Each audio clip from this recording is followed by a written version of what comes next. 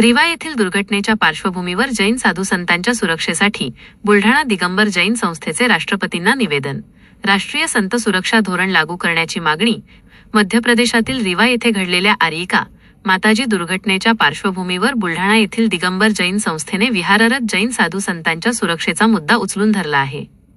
संस्थेच्या वतीने राष्ट्रपती, पंतप्रधान, केंद्रीय गृहमंत्री तसेच महाराष्ट्राच्या मुख्यमंत्र्यांना निवेदन पाठवून विशेष सुरक्षा व्यवस्था आणि राष्ट्रीय संत सुरक्षा धोरण लागू करण्याची मागणी करण्यात आली आहे.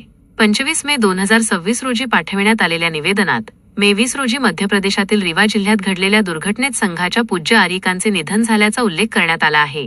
या घटनेमुळे जैन समाजात तीव्र दुःख व संतापाचे वातावरण निर्माण झाले असून संपूर्ण प्रकरणाची निष्पक्ष, पारदर्शक आणि उच्चस्तरीय चौकशी व्हावी अशी मागणी करण्यात आली आहे. निवेदनात म्हटले आहे की जैन साधू संत हे अहिंसक, निरपेक्ष आणि पायी विहार करणारे तपस्वी असून ते कोणत्याही प्रकारची सुरक्षा सुविधा वापरत नाहीत. त्यामुळे त्यांच्या सुरक्षेची जबाबदारी शासनाने घ्यावी. देशभरात विहार करणाऱ्या साधू संतांसाठी विशेष सुरक्षा यंत्रणा उभारण्यात यावी अशी मागणीही करण्यात आली आहे.